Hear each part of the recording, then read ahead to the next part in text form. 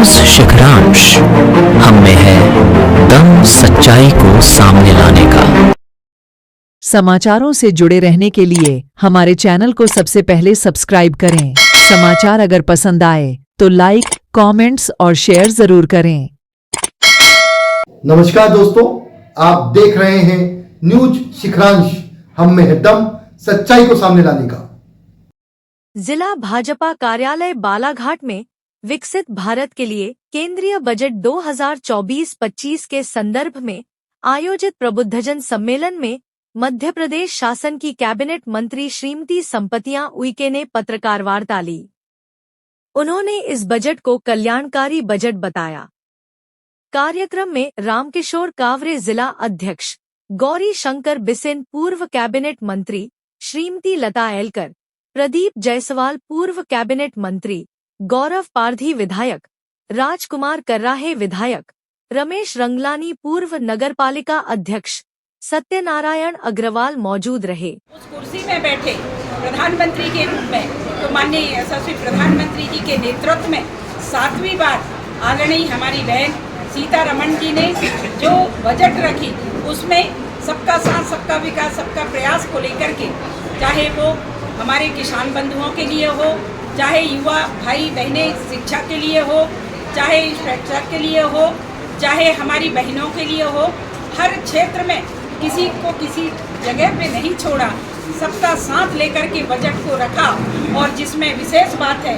कि पूरे मध्य प्रदेश के लिए जिस तरीके से देश के यशस्वी प्रधानमंत्री जी ने 98,000 करोड़ रुपया हमारे मध्य प्रदेश को दिया है, मैं पूरे मध्य प्रदेश के एक एक भाई बहनों की ओर से देश के यशस्वी प्रधानमंत्री जी को बहुत बहुत आभार व्यक्त करती हूँ कि जिन्होंने मध्य प्रदेश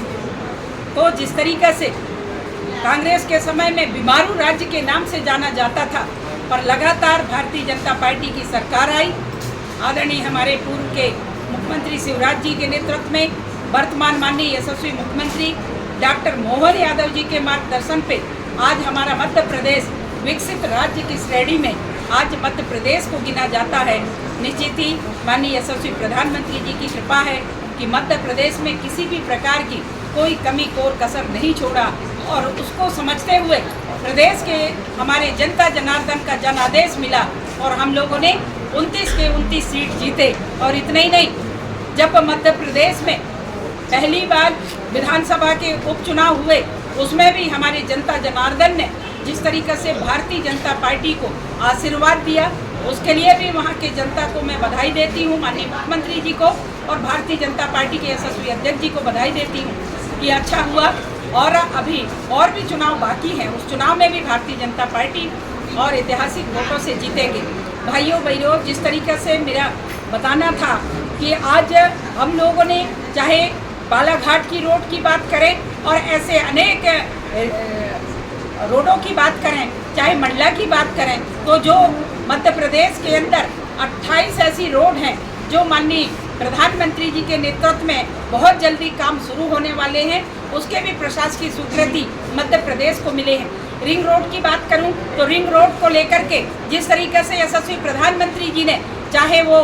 महाकाल की रोड हो, चाहे हमारे इंदौर की रोड हो, चाहे जबलपुर की रोड हो, चाहे भोपाल की रोड हो, चाहे ग्वालियर की रोड हो, इन सभी को रिंग, चाहे सागर की रोड हो, इन सभी रोडों को रिंग रोड के नाम से आज प्रस्तावित करके और उनको भी स्वीकृति प्रदान किए हैं। मैं बहुत बधाई देती हूँ। जिस तरीके से शिक्षा को लेकर के आप सब लोग देख रहे होंगे कि भारतीय जनता पार्टी की सरकार आई तो जो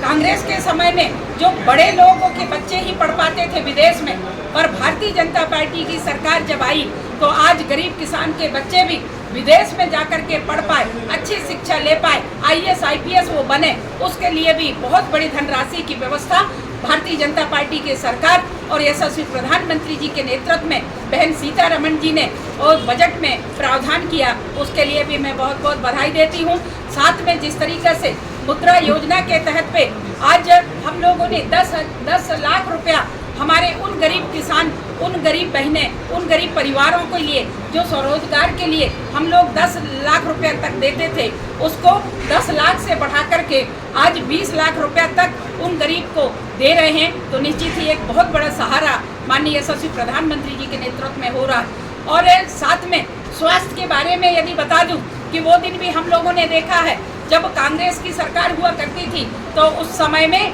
पूरे मध्य प्रदेश में 5 या 7 मेडिकल कॉलेज होते थे, और आज आप देख पा रहे होंगे कि 26 मेडिकल कॉलेज से ज़्यादा आज हमारे मध्य प्रदेश में बने हैं। और यशस्वी प्रधानमंत्री जी के नेतृत्व में हर संसदीय क्षेत्र में एक मेडिकल कॉलेज बनाने का प्रावधान उस समय में था, पर हम आज देख पा रहे होंगे कि 29 के 29 लोकसभा में भी हमारे मेडिकल कॉलेज बनने के लिए स्वीकृति प्रदान मिल गई है। यदि मैं कहूं कि मंडला जैसे जगह पे भी आज जहां पे जनजाति समाज के लोग बहुत संख्या में रह रहे हैं, वहां पे भी मेडिकल कॉलेज स्वीकृत हुए हैं। इतना ही नहीं, आज हम एम्स की बात करें तो एम्स के लिए भी आप लोग देख रहे होंगे कि उस समय में 1 या 2 हुआ करते थे, और भारतीय जनता पार्टी की सरकार आई तब से लेकर के आज एम्स की भी संख्या बहुत दुगनी हो गई। इतना ही नहीं, आप लोगों को बताना चाहूँगी कि तत्काल में ही कल हमारे यशस्वी मुख्यमंत्री जी ने, जो हमारे लोकतंत्र सेनानी थे, उनको भारतीय जनता पार्टी की जब सरकार आई उस समय में जब प्रधानमंत्री इंदिरा गांधी हुआ करती थी, उस समय में आप सब लोग भी देखे होंगे कि उस समय में जब 1975 में जब आपातकालीन स्थिति लगी थी तो उस समय में हमारे लोकतंत्र सेनानियों ने जिस तरीक़ा से देश की रक्षा के लिए उन्होंने लाठी खाई, जेल गए, उनका सम्मान करने के लिए माननीय मुख्यमंत्री जी ने कल तत्काल पे ही माननीय मुख्यमंत्री जी ने निर्णय लिया है कि ये आज हमारी अपनी सरकार है और ये सरकार तिरंगा को समर्पित है, ये सरकार सेनानियों को समर्पित है। ऐसे भाव लेकर के जो 8,000 रुपया पूर्व में मिलते थे उसको 10,000 रुपया किया गया है, और राजकीय शोक के साथ, उनका सम्मान के साथ उनको अंत्येष्टि किया जाएगा। ऐसे माननीय मुख्यमंत्री जी ने निर्णय लिया है। मैं बहुत बहुत बधाई देती हूँ। बहुत अच्छा काम हमारे डबल इंजन की सरकार, चाहे वो केंद्र की सरकार हो चाहे प्रदेश की सरकार हो, सबका साथ सबका विकास लेकर के लगातार काम कर रहे हैं। मुझे बने अभी 4 महीना हुए, और इन 4 महीना में मैं अभी तक की स्थिति में 16 जिले मैं खुद भी गई, और आपको पता है कि अभी लोकसभा के चुनाव में 3 महीना अभी आचार संहिता में रहे, फिर भी मैं जाकर के प्रत्यक्ष वहाँ पे देखती हूँ, दौरा करती हूँ। हमारे सम्मानित जनप्रतिनिधिगण रहते हैं, संबंधित अधिकारी रहते हैं। कोई भी ठेकेदार यदि इस तरीके से गड़बड़ किया है, मैं किसी को नहीं बख्शूंगी, चाहे वो कोई ठेकेदार है, उसकी मैं उचित जांच करवाऊंगी। यदि दोषी पाए जाएंगे तो उसके ऊपर विधानसभा हुई, विधानसभा में जो क्वेश्चन लगे उसके जो माननीय विधायकगण, चाहे वो कोई भी दल के हों, चाहे कांग्रेस के हों, गोड़वाना के हों, चाहे भाजपा के हों, वो विधायक लोगों ने जो भी वहाँ पे क्वेश्चन लगाए हों या विधानसभा में प्रश्न पूछे हों, उसके बराबर जवाब भी मिला है। और जो उन्होंने कहा है कि गड़बड़ी जहाँ हो रही है उस गड़बड़ी को हम लोगों ने सुधारा है।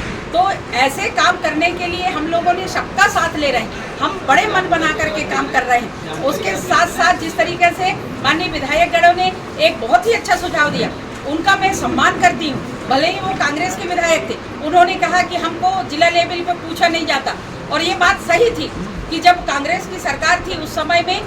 जल एवं स्वच्छता मिशन के माध्यम से उस समय में विधायकों को नहीं रखा जाता था, माननीय सांसद नहीं हुआ करते थे। उसके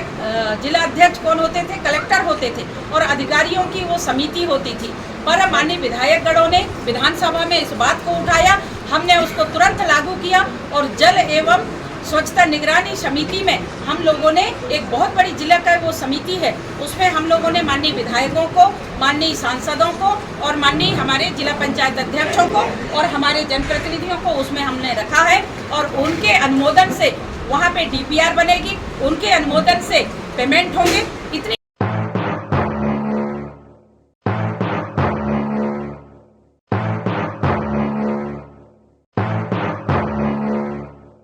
न्यूज शिखरांश मासिक पत्रिका और चैनल का मध्य प्रदेश और छत्तीसगढ़ में बहुत जल्द ही विस्तार किया जा रहा है। प्रत्येक जिला स्तर पर जिला प्रतिनिधि नियुक्त करना है, केवल पत्रकार ही संपर्क करें। हमारा मोबाइल नंबर है 7987744194।